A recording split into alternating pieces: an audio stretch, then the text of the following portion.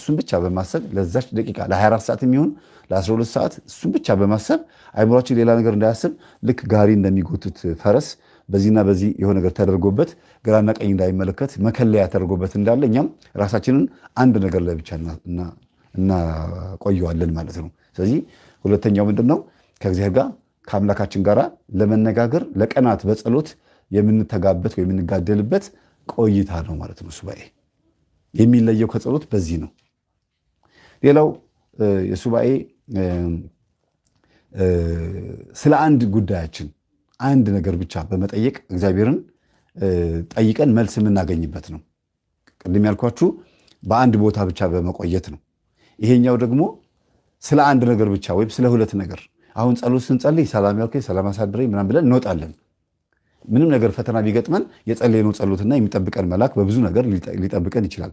ሱባኤ ግን ከጸሎት የሚለየው ደግሞ ጥያቄ መጠየቂያ ነው።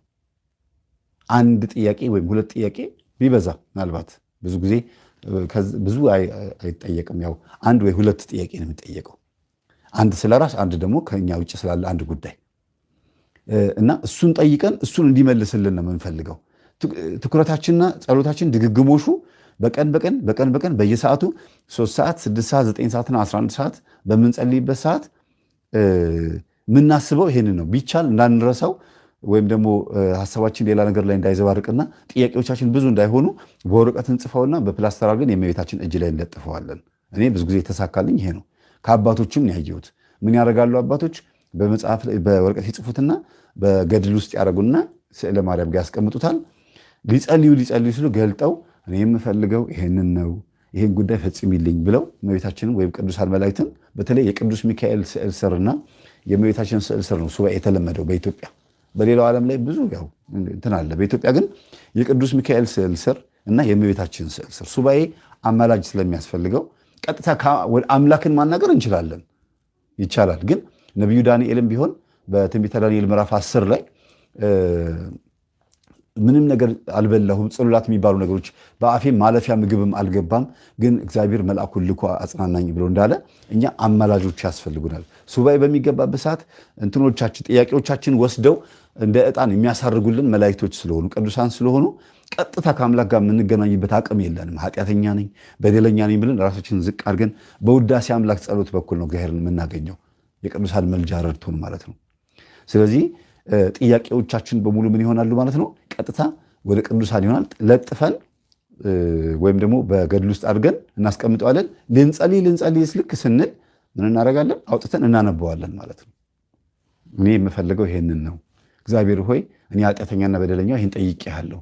በቃ አሁንም በ6 ሰዓት ላይ 9 ሰዓት ላይም እንትኑን አለመርሳት። ለምን ጥያቄዎቻችን ብዙ ስለሆኑ ሱባኤነቱን ይቀርና እንትን ሁሉ አማረሽን ገበያ አታውጧት አይነት ነገር እንደሚባለው ሱባኤ ስለገባን ብቻ እንትንም እንዲፈጸም እፈልጋለሁ እግዚአብሔር እባክህን እሱን ነገር ማስተካከልልኝ ምናምን እያልን ጭቅጭቅ ማድረግ የለብንም።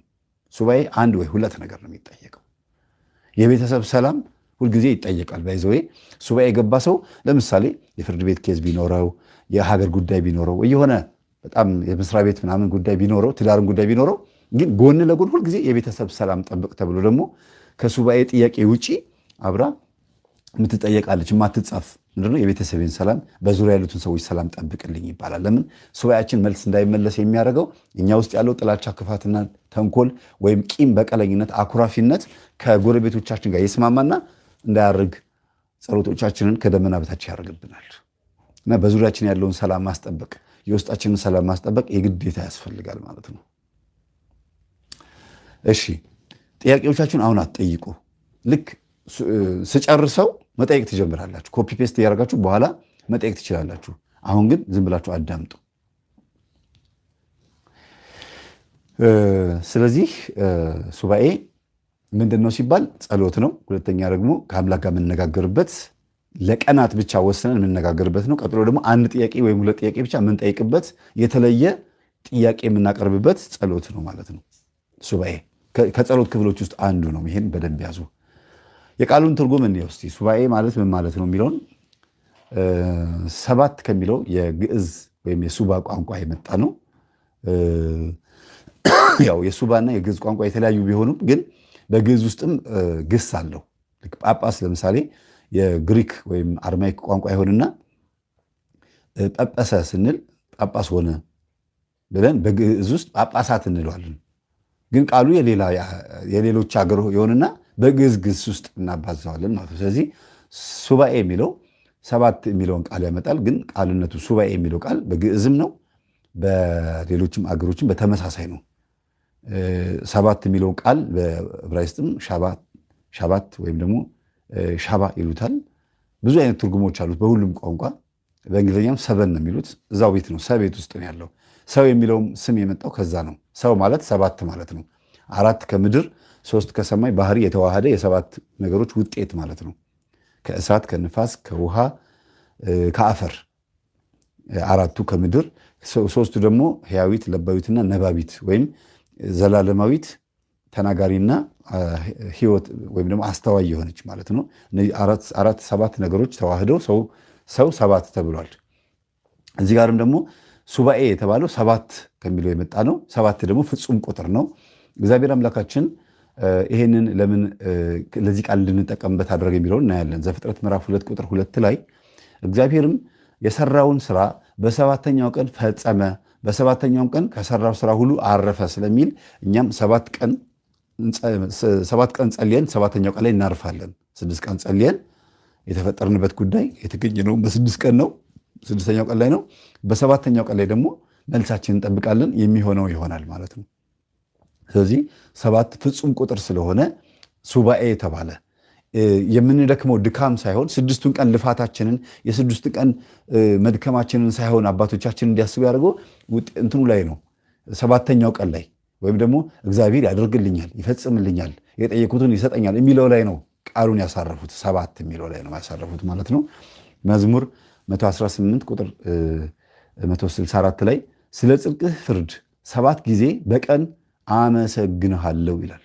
ስንት ጊዜ? በቀን 7 ጊዜ። እነዚህ በቀን 7 ጊዜ የተባሉት ሌሊትም ቀንም አድርገው አባቶቻችን አብዝተውታል። ወደ 10 አድርገውታል። በገዳም ያሉት አባቶች የእንቅልፍ ጊዜ ይኖራቸዋል። አሁን እኛ ለምሳሌ የስራ ሰዓታችን ስንት ነው? 8 ሰዓት ነው አይደለም? አንድ ሰራተኛ ጠዋት 2 ሰዓት ተኩል ገብቶ ማታ 11 ሰዓት 10 ሰዓት ተኩል ሲወጣ 8 ሰዓት ነው የስራ ሰዓቱ። አባቶቻችን ደግሞ የእንቅልፍ ሰዓታቸው በጣም ጥቂት ናት፣ በጣም ትንሽ ናት። አጠቃላይ የጸሎት ሰዓት ነው ያላቸው ማለት ነው። ስለዚህ ጠዋት 12 ሰዓት እንጀምራለን፣ ከዛ 3 ሰዓት፣ ከዛ 6 ሰዓት፣ ከዛ 9 ሰዓት፣ ከዛ 11 ሰዓት፣ ከዛ ደግሞ ማታ 3 ሰዓት፣ ከዛ ሌሊት 6 ሰዓት። እነዚህ 7 ቀናት ሰዓታቶች የጸሎት ሰዓት ይባላሉ። ስለዚህ ከ6 ሰዓት ጀምሮ እስከ ብርታት ያላቸው 9 ሰዓትም ተነሱ ይጸልያሉ። ግን ሱባኤ ከሆነ ከሌሊቱ 6 ሰዓት ጀምሮ እስከ ጠዋት 12 ሰዓት ድረስ ነው ማለት ነው ምንተኛው። ከዛ ውጪ ሱባኤ ሲሆን እንግዲህ ጠንካራ ከሆናችሁ ነው። እነግራችኋለሁ እንዴት በልምምድ እንደምትመጡ። ግን የቃሉን ትርጉም እንድታውቁት ነው። 7ቱ የጸሎት ጊዜያት የሚባሉት እነዚህ ናቸው። ስለዚህ በእነዚህ ጊዜ አመሰግንሃለሁ ብሎ ዳዊት ተናገረ ማለት ነው። ለምሳሌ 6 ሰዓት ማነው ጠዋት 3 ሰዓት የምንጸልየው 3 ደቂቅን ቅዱስ ገብርኤል ከእሳት ያዳነበት ሰዓት ነው። እንዲሁም ዳንኤልን ከጉድጓድ ያወጣበት ሰዓት ነው። እመቤታችንን በ3 ሰዓት መጥቶ ያበሰረበት ሰዓት ነው። ቅዱስ ገብርኤል ብቻ እንግዲህ አስቡት። ምን እንላለን እኛ? ድንግል ማርያምን በ3 ሰዓት መጥተህ ስላበሰርካት እኔንም ደግሞ መልካም ዜና አብስረኝ፣ ጥያቄዎቼን እባክህን መልስልኝ፣ ከእግዚአብሔር አስታርቀኝ፣ የጥያቄዎች መልስ አሰጠኝ ብለን እንጸልያለን።